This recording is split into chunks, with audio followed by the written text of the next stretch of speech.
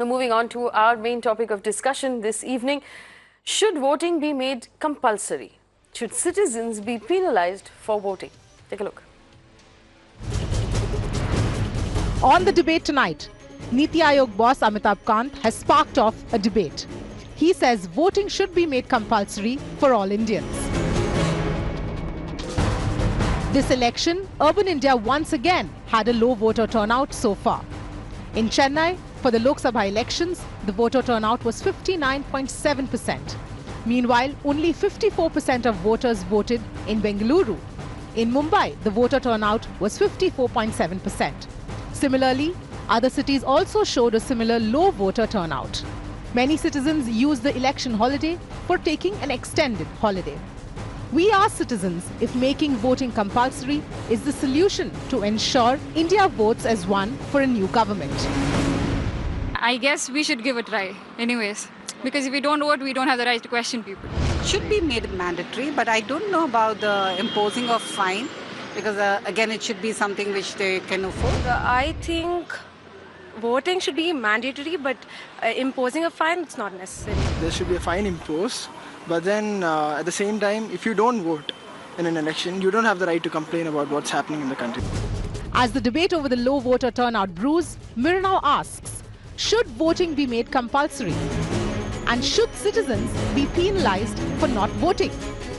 Let's debate. Well, our phone lines are open and we're also running a poll on Twitter and on Involve, so you can tell us what you think. On the show with me, Urmilesh is a senior journalist, so is Rajesh Sundaram. We have Triloshan Shastri, who's a professor with the Indian Institute of Management and also the founder of ADR. Mr. Aryama Sundaram is a senior advocate, and Anurag Naidu is a political analyst. Gentlemen, thank you for joining us on the show. Mr. Sundaram, legally, obviously, we have the right to vote, which means nobody can stop us from voting, but nobody can force us to vote either. Do you believe that that should change?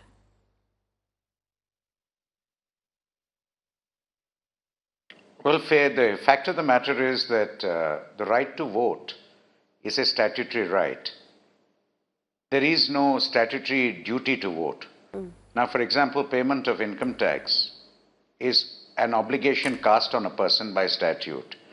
Voting is not an obligation cast, it is a right given. If a person is given a right, they have a right not to exercise that right, and that is very simply the law.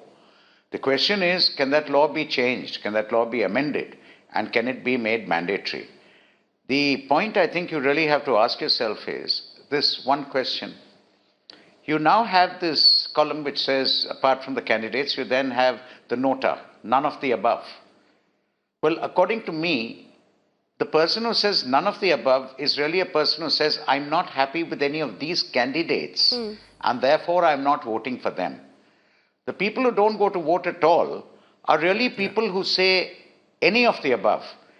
It's really aota, meaning any of the above. Yes. It doesn't matter to me which of the above comes in. It really doesn't matter, because they're all different faces of the same coin.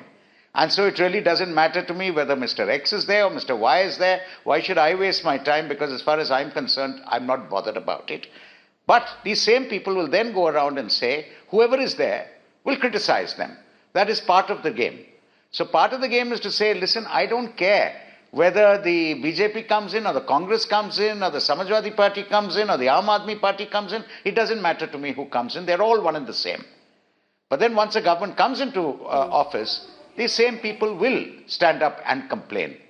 So the question is, yes, I think the duty to vote is really an exercise of furthering democracy. Duty to vote is really our duty as an Indian citizen. I think we all have that duty. It's a moral duty, it's a pious duty.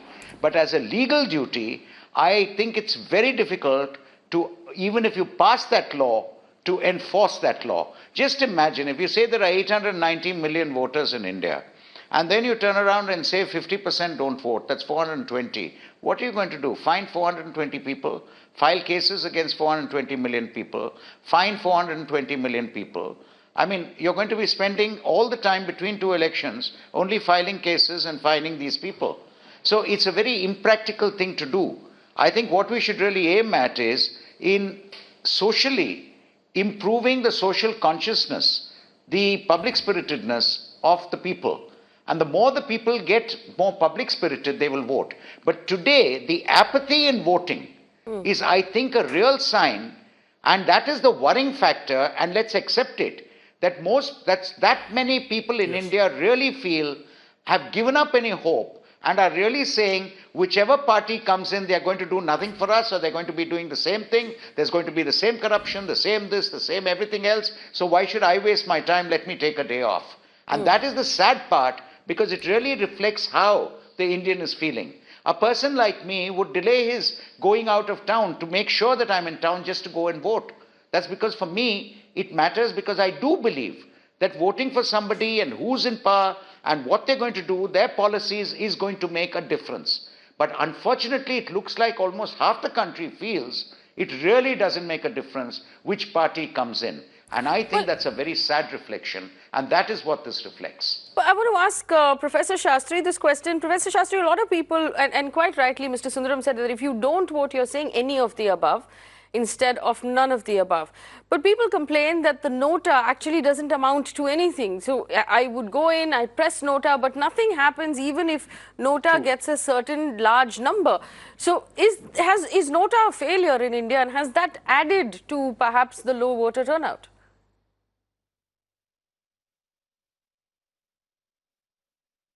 Nota is the first step in some fundamental changes, but that may take a long time. I don't think it's a waste. Right now it seems to be a waste because there's no legal backing for what happens if Nota gets the maximum number of votes. That will change if the number of people in Nota increase. And on this fundamental question, we have to ask 3-4 things. One is, there was a campaign that, 100 million voters are not enrolled, the missing voters. So for whatever reason, there are lots of people who are not on the voting list. True. Number two, there are people in India who are traveling, 100 million people, 200 million people, labor, students, professionals are traveling from one part of the country to the other.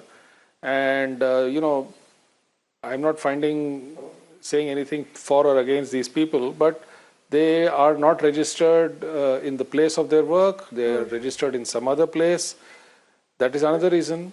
The third reason is that the political parties, I think Mr. Sundar kind of hinted at it, we have no control on which candidates are put up. We are given a menu and then we have to choose between some candidates. Yes. In the US and in other countries, the candidates are chosen by the people, not by the political parties. That's a democratic process of selecting the candidates. When we move to that, you will see many more people voting.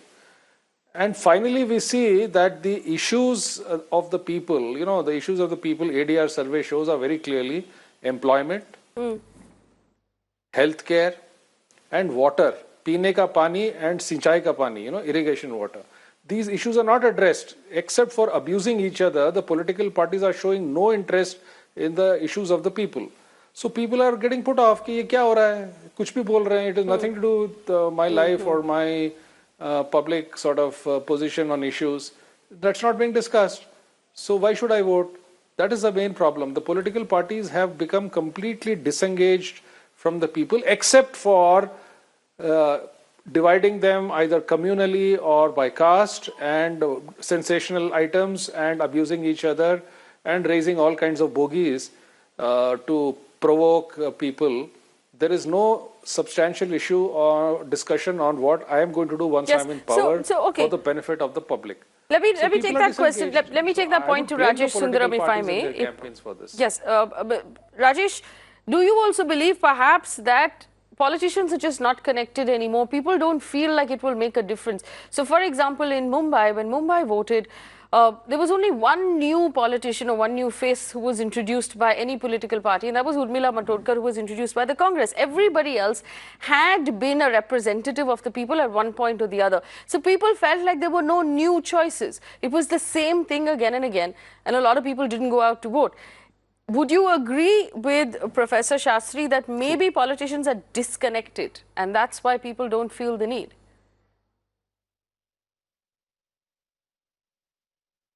Well, I absolutely agree with him. But of course, I do believe that, voting should be made compulsory because, this is the fundamental thing to do in a democracy. And if there is any reason why people are not voting, all of those should be addressed, whether it's the election commission should ensure that whoever is eligible to vote is enrolled, whether it is to ensure that people's names are there on the electoral roll, and it should not be the case that their names are deleted arbitrarily, or that the EVM machines work, or that the migrant voters somehow have a system which is foolproof, where they can be part of the electoral process. All these things should be corrected, should be rectified, and then, of course, it should be made mandatory for people to vote. The Election Commission this time around has spent something like 50,000 crore rupees in conducting these elections. That's a huge investment in the democratic process. And for a country like ours, to give you a comparison, the United States spent 6.5 billion US dollars. We spent 7 billion US dollars. So with that kind of a cost to this democratic process, it is really unfair for people not to come out and vote. Also, if there is a provision for a fine like it is in Australia, we would see a higher number of people coming out and voting. Right now, there is no compulsion for them to come out and vote. They just say that, if it's an extended holiday, they'd rather go to their hometowns than stay where they are and vote. All of that would change. Like if you look at countries which have gone from voluntary voting to compulsory voting, there has been a substantial jump in the voter turnout. It's well into the 90s. Also, this penal provision is not something that is very harsh in these countries, For instance, in Australia, it's about a few dollars. And most people, would pay that instead of getting into court cases. I believe there should be exemption given to people who are unwell, exemption given to people if they cannot come out and vote in harsh territory. And that should be a lenient amount of leniency in it. But having said all of that, I do firmly believe that voting should be made compulsory because that's really the soul of democracy. Well, I can see Anurag Naidu shaking his head. You don't, Anurag, do you agree that voting should be made compulsory? Is that the only solution? Is there no other way to enthuse people into coming out and doing their duty to their country? I do not think voting should be made compulsory, or there are two aspects. One, we're talking about making voting compulsory, and the other one is we're talking about fining people who are not going out to vote. That's what Amitabh Kant is precisely saying. So I don't come from a school of thoughts where I believe that punishment should be the last resort. And if we are really missing the gun, we have to understand that if we are finding someone, that's not a rocket science. But if we are trying to organically find ways, how do we make people interested in the system? I think that can be a rocket science thought. And for me, something that is working in some other country or elsewhere in the world does not necessarily to be right in India. We have our own complex problems. But being an urban voter, what I believe strongly is I've seen a sharp decline in people being interested in politics or people having interest in discussing issues. They're drifting away from discussing issues. There are a lot of issues that we or the politicians or our netas are making or discussing or making a lot of drama in Delhi, which the people of urban voters particularly are disinterested. They feel detached from the mainstream system. And that's exactly why. I know there is an interesting point what Amitabh Kant also mentioned in his tweet. He was talking about poor, rich and middle class. But if we talk about poor, are we really satisfied with the quality of voters that we have? For me, if it has to be weighing between quality and quantity, right now, we should be more concerned about the quality of our voters and not the quantity of our voters. If we are fair, if even 52% of the voters in Mumbai or elsewhere in the country are voting, without taking bribe, without taking money, without taking alcohol or any other offerings that the netas are putting, I think we are still on a very fair path democratically. But there's interesting thing also coming up within these recent elections. People have faced that the election commission has been so inefficient. You see people standing in lines in Andhra. I mean, I've personally witnessed in scorching summer heat, and the EVMs are malfunctioning. People have traveled all the way from Bangalore, Delhi to cast their vote, and what they see is such an inefficiency. They feel detached from the system. Second, yes. So Anurag, I will disagree with you there, because I don't believe, and if you're having a conversation about how prompt the Election Commission has been on the Model Code of Conduct, I'll agree with you that it has been extremely inefficient. But if we're talking about actually conducting the election, given the size, the mammoth size of what needs to be done in this country, and in the weather that we're doing it, in the terrain that we have to do it in most parts of the country, I believe the Election Commission has done a fairly good job. It is a huge, huge task. But we'll come back to that point. We have several people on the phone line. With Urmilesh's permission, I'd like to take a few calls. One second. I'll come back to you. Shyam Sundar on the phone line from Vijayawada. First of all, Shyam, I hope that you are safe in Vijayawada and none of your family members are at the coast where the cyclone is likely to hit. But tell me, what is your point of view when it comes to making voting compulsory? Yes, I've been going through your program, and voting should be made compulsory, but with the conditions. Okay. First of all, we must make the politicians or MLAs, MPs to be answerable to the people or to their constituencies. Once that is not done, it carries no meaning for putting the compulsory voting.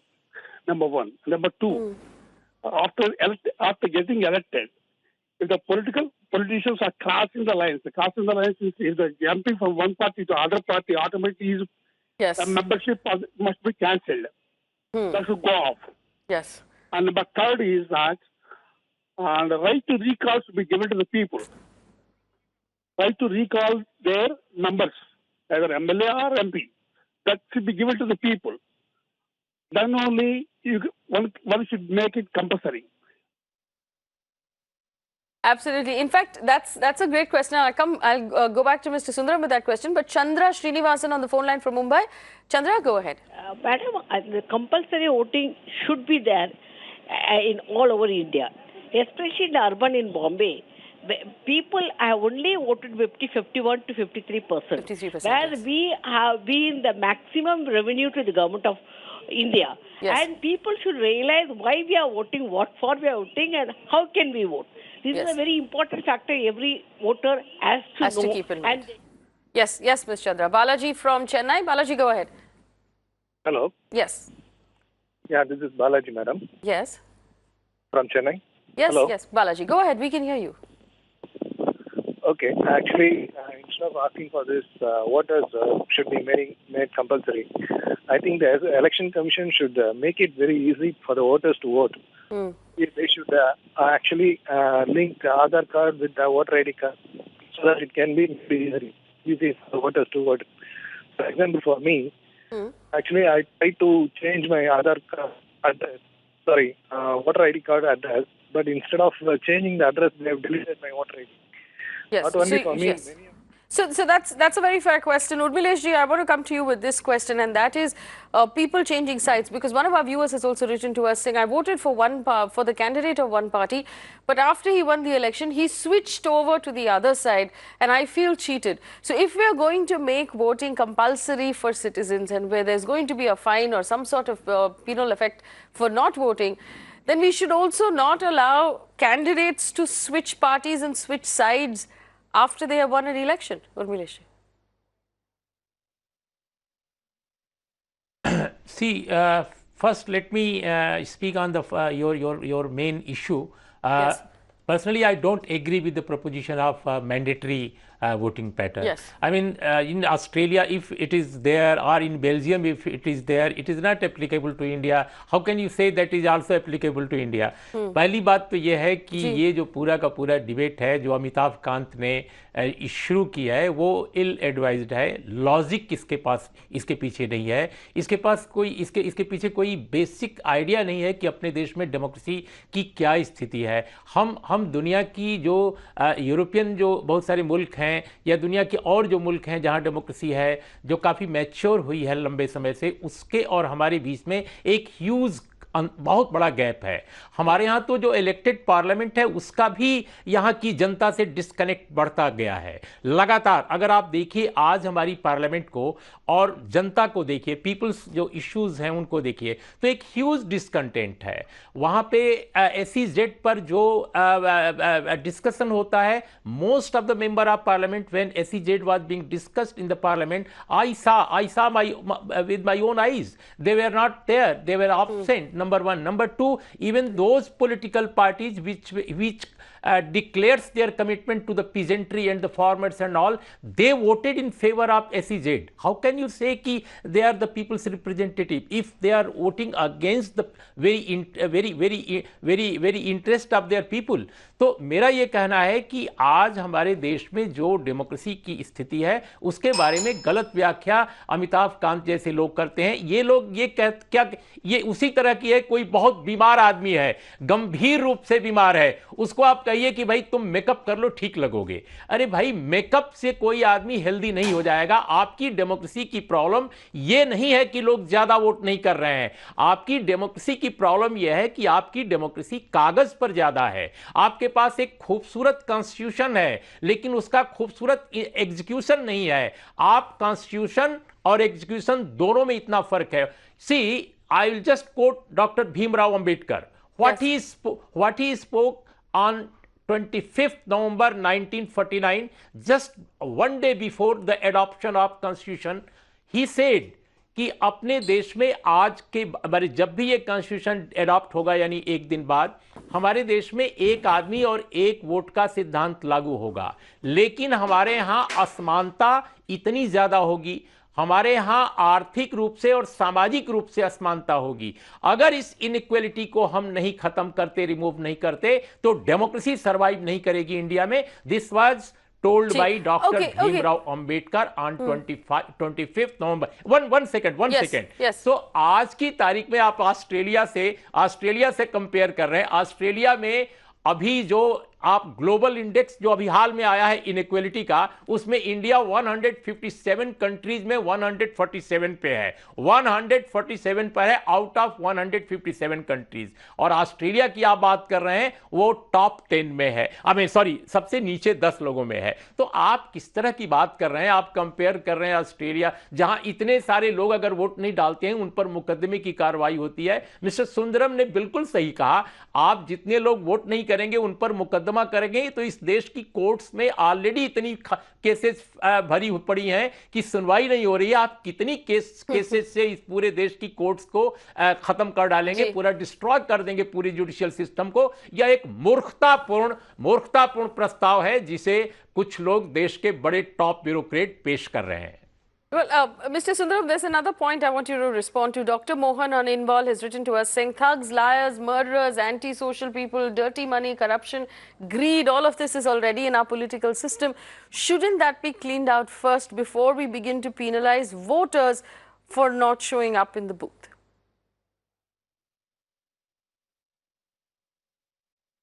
Look, Faye, let's understand one thing. Let's not get away from it. Yes. We may, as much as we want, cry from the rooftops and say people with dubious backgrounds ought not to be candidates. It reflects on us as people that the parties really believe that these people, why are the parties putting them up as candidates? The parties are not putting them up as candidates because they have dubious records. The party is putting them up as a candidate because the party feels they have the best chance to win. Now, if they have the best chance to win, that's because the party believes the people are going to vote for them. And if that is the belief, it finally reflects on us as people. While there might be a few of us who do turn around and say, look, this man with a dubious character ought not to be there, there are others who are voting in that area who look at him as a Robin Hood and say, yes, so what if he has a dubious past, but we feel he's a good man. So these are very difficult things to say, that unless a person is barred from standing by law, by statute, well, he has a right to stand, and it reflects on us as people, the kind of people we vote. But what I want to point out is something far more important, Faye. You know, the anomaly in this whole thing is here. Yes. I heard somebody talk about political disconnect, and therefore people are not going to the polls. But just think for a moment. Where do you find the lowest voter turnout? The lowest voter turnout is in the urban areas. Now, the urban areas are the ones who, because of the, the social network, because of all the, are perpetually aware of what's happening, commenting on what's happening. All of them are, sending out messages, sending out tweets on what is happening. Now, the very people who are commenting all the time on what is happening, which is the urbanized person, it is the urbanized person who shows the least turnout. So what does that show? It's not a question of political disconnect. It's really a question of, I don't care less, because one is as bad as the other. Whereas the urban voter, for the urban voter, it matters far more, because it's a question of his food, his clothing, his shelter. It's a question of things which affect him on a day-to-day life.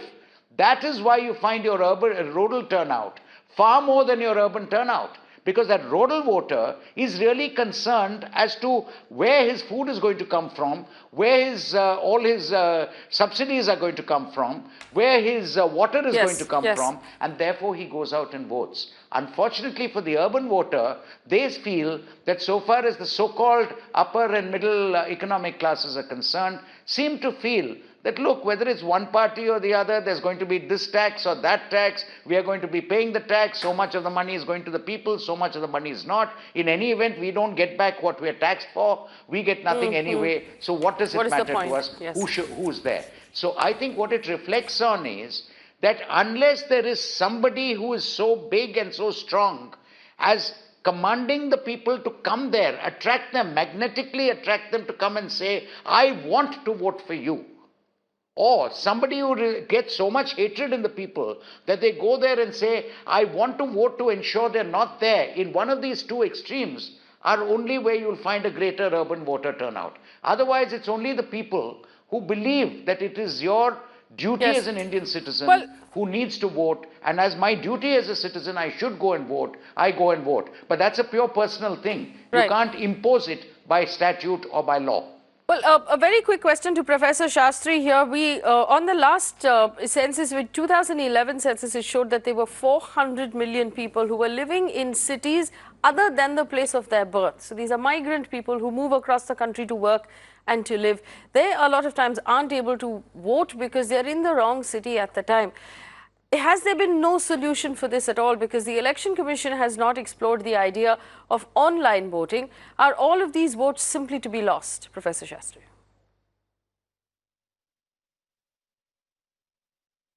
We have to find a solution, and I think we pride ourselves in the best technology that we have among all the nations of the world, from Aadhaar to KYC to all sorts of online and digital payments. So I think we have the technology to make this happen. And I seriously feel that we should find whatever solutions we can to enable everybody to vote. And I just want to make a couple of clarifications. You put the word political disconnect. The politicians know exactly what is going on. They know it much better than all of us who are sitting here as commentators. They know very well. It's just that their main purpose is to win elections, and to win elections they have to defeat the other guy. That's all. They don't have to do all kinds of incredibly hard work to lay roads and make the schools work and healthcare. So they have to just defeat the other guy. So there is no political disconnect. They are taking the easy way out, and that is a fault. And I don't entirely agree with the notion that ultimately all fault is with the people. The power and the money is with the politicians. They are misusing power and money, and they have to be blamed for it. They are putting up people with criminal records. They are spending black money like water, and then we say that, well, the voters are voting for them. Well, what can we do? We have to choose between the devil and the deep sea. So that is the main problem. Unless the political parties and the political system is reformed, we are going to continue to see this. We are going to go on debating, and one group blaming the politicians, another group blaming the people. But in any situation where there is a problem, let me quickly take one question. Forgive me. One question to Mr. Sundaram very quickly before I wrap up, Mr. Sundaram. I have already run out of time, though. See, politicians are never going to change the law that actually hurts them. So we've actually seen it not happen in Parliament. Nobody wants to strengthen the laws to clean up that system. we will wind up with bad choices. People will continue to choose bad choices. Does it make sense to go to the courts? Because the Supreme Court instructed the government of India to change the law. The government of India did not change the law. Is there a better legal route to this? Well, the fact of the matter is the Act is very clear, the Representation of People's Act. It has come up before the court. The court has held that the bar will apply to people who have been convicted. The court has also said there will not be a bar until the person is convicted. The fact of the matter is many of us have been debating this time and again. Can we not bring it in that if there are heinous crimes, I'm talking about heinous crimes, which can be detailed, on which charges have been framed, now in such cases, can they not be barred? This is something the statute can look at.